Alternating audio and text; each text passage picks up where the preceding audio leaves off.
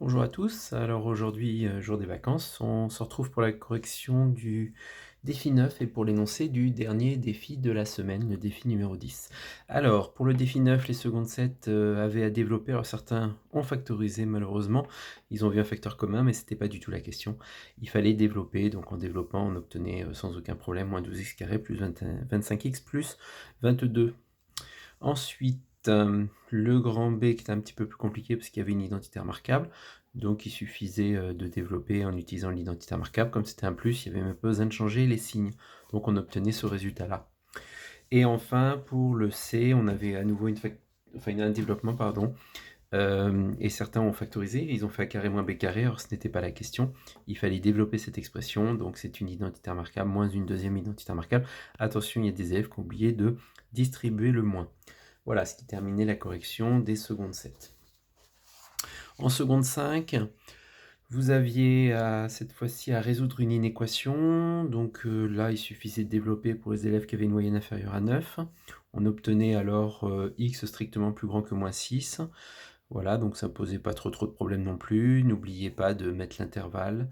Voilà, ce qui m'intéresse, c'est de savoir si vous ne trompez pas aussi sur les crochets. Ensuite, sur la deuxième partie, alors certains ont factorisé en faisant A carré moins B carré, mais en développant, ça marchait très bien, puisque les 4x carrés disparaissent. Si les 4x carrés ne disparaissaient pas, effectivement, il fallait transposer et faire A carré moins B carré. Donc on obtenait, faites attention au changement du sens de l'inégalité, x plus grand ou égal à moins 1, donc moins 1 plus l'infini. Et enfin, pour la dernière partie, les élèves de seconde 5 avaient, pour les élèves qui avaient une moyenne supérieure à 13, ils avaient en fait à résoudre cette inéquation. Alors x est différent de 3, valeur interdite qu'on retrouve dans le tableau avec la double barre. C'est la même valeur interdite, il suffit de doubler le dénominateur ici pour obtenir celui-ci. Donc on multiplie par 2. Donc d'abord on transpose, on multiplie par 2, on met alors au même dénominateur. On obtient alors un numérateur et un dénominateur. Et la question c'est quand est-ce que cette expression est positive. Donc pour résoudre cette inéquation, c'est pas compliqué, il suffit de faire un tableau. Première ligne, moins 4 plus 8x. Deuxième ligne, 6 moins 2x. On s'aperçoit qu'il y a un plus devant le x, 8 plus 8x, donc il y a un plus ici. Et ici, il y a un moins, donc il y a un moins à la fin. Et on recule en mettant plus, plus, moins, et là, moins, plus, plus. La règle des signes habituels. Les deux valeurs qu'on trouve dans le tableau ont été déterminées à droite. On obtient alors la solution, enfin l'ensemble des solutions, tous les nombres compris entre 1,5 et 3. Pourquoi on a pris cet ensemble-là? Tout simplement parce que c'est positif, et la question c'était quand est-ce que cette expression est plus grande que 0. Plus grande que 0, c'est positif. Donc on obtient 1,5, 3, on prend le 1,5 parce que c'est positif ou nul, et strictement plus petit que 3, parce que 3 est une valeur interdite. C'est même la seule valeur interdite. En TS6, vous aviez à résoudre un petit problème, trouver l'ensemble des points invariants. Donc il fallait résoudre z' égale z. Or, z' est donné dans l'énoncé par cette expression-là, donc on obtient celle-ci. Pour z est dit différent de 2, qui est la seule valeur interdite. On transpose, pas besoin de remplacer z par x plus y et z bar par x moins y. Certains l'ont fait, mais alors ils ont mis un temps fou, alors que vous voyez que ça se faisait en 3 lignes. On transposait le z facteur de z bar moins 2, bien évidemment c'est équivalent à condition que z soit différent de 2. Donc on transpose, on développe, pardon. On a transposé z bar moins 2, puis après on a développé. On s'aperçoit que z bar, z, ils disparaissent. On obtient alors moins 2z égale moins 2z bar, ce qui fait z égale z bar.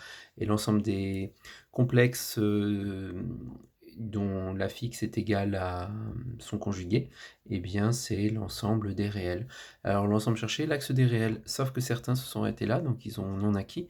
Il fallait pas oublier qu'il fallait retirer le point A d'affixe 2 qu'on avait dès le départ. Donc c'est la droite des réels privée de A.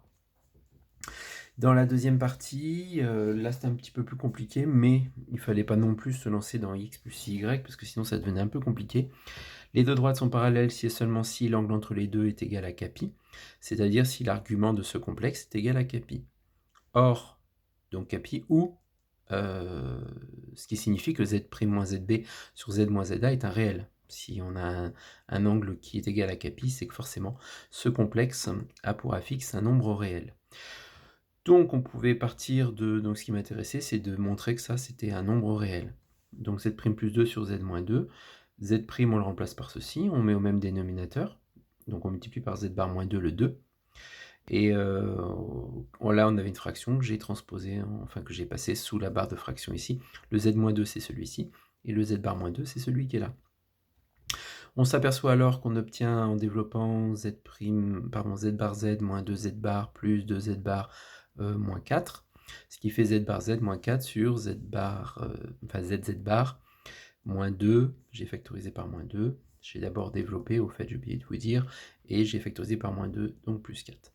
Et bien si ce nombre-là est réel, c'est gagné. Il se trouve qu'il est réel puisque z bar z, c'est égal au module de z au carré, qui est un réel. Moins 4 est un nombre réel. ZZ bar est à nouveau un réel.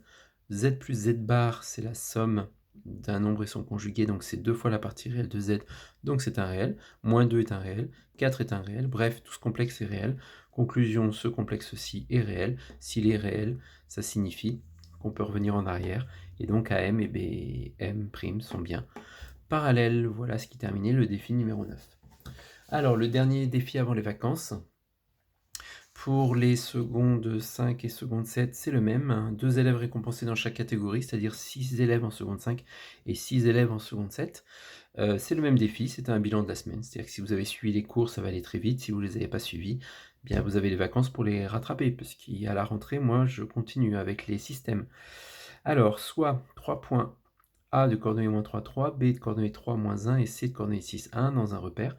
Déterminer l'équation réduite de la droite D, passant par C, et parallèle à la médiatrice du segment AB. Voilà. Et enfin, en terminale S6, même chose que pour les secondes, mais cette fois-ci, on a 2 élèves qui sont récompensés dans les 2 catégories, soit 4 élèves en tout exceptionnellement, parce que c'est le jour des vacances. Donc après avoir linéarisé cos puissance 4x, il faut que vous déterminiez l'intégrale de 0 à pi de cos puissance 4x dx. C'est un bilan de la semaine, c'est le même pour tous les élèves. Les deux meilleurs au-dessus de 13, enfin les deux plus rapides, et les deux plus rapides en dessous de 13 auront un 10 sur 10 s'ils n'ont pas déjà eu ce 10 sur 10 dans la semaine. Donc tentez votre chance, peut-être que tous ceux qui vont passer avant vous l'ont déjà eu en début de semaine, donc du coup ça vous ouvre la porte du 10 sur 10. Voilà, on se retrouve pour les défis le lundi 20 avril à 9 h comme d'habitude, on va garder les mêmes horaires. Voilà, bonnes vacances à tous et à bientôt, au revoir.